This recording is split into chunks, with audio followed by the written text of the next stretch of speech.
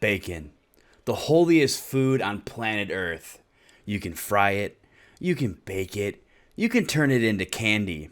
But have you ever jammed it? Oh yeah, that's right, bacon jam. Let's get cooking.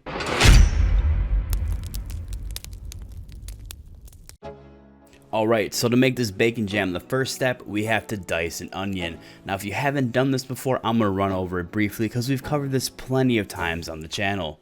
You take your knife, you cut off the tip, then you flip it over onto the side you just cut, then you slice down the middle on the root end, and then you're going to peel the onion skin off, and then place the onion flat on your cutting board. Then using your knife, you're going to make small slits all the way down the onion, making sure that you do not cut through that root.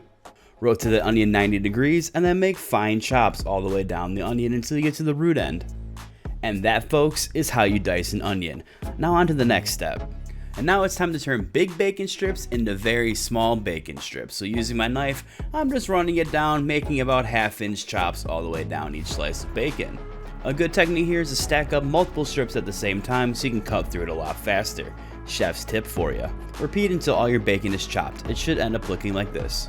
But as I failed to mention in that last voice clip, we are cutting 1 pound of bacon, but into a pan with no oil in it, as we're going to render all the fat. We're going to add that 1 pound of bacon. And now the long process of turning this flimsy raw bacon into crispy bits begins. The goal here is to render out as much fat as we can, and in turn it's going to technically fry our bacon.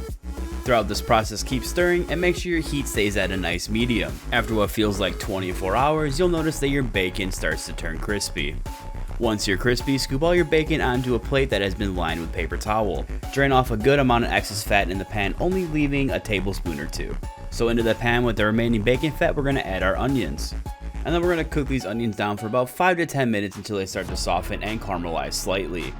Once we're caramelized, into the pan goes a 1/2 cup of brown sugar that has been packed, by the way. Yeah. Stir it around until well combined and that sugar starts to melt. Once we have some bubbly sensations, it's time to add a 1/2 cup of apple cider vinegar. And if you haven't guessed already, you're going to stir that around as well so everyone gets to know each other. Now into the pan goes 1 teaspoon of chili powder. Spicy. And that will be followed by our bacon that has just been chilling out. Using my favorite wooden spoon, I am once again stirring to make sure all those flavors are well combined. So once everyone has gotten to know each other, it's time to bring that mixture to a nice simmer. Once we're at a simmer, we're going to turn the heat to a low and allow everything to reduce nicely.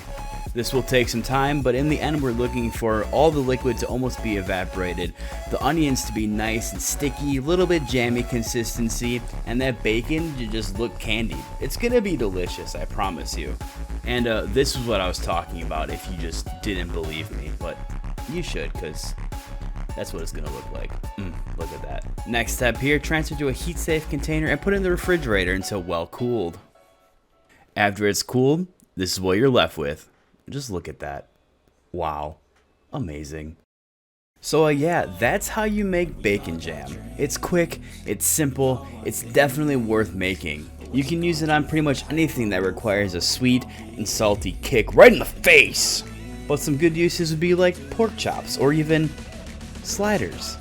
So if you like this video, don't forget to smash that like button, comment down below how much bacon jam has changed your life, and if you haven't subscribed already, what are you waiting for? Go ahead and click that button, I'd really appreciate it. But anyways, I'll see you guys in the next episode. Stay tuned for more content, and take care. Have a great one. And apparently this guy wanted to be on the video. No one wants to see your butt, cat. Get out of here.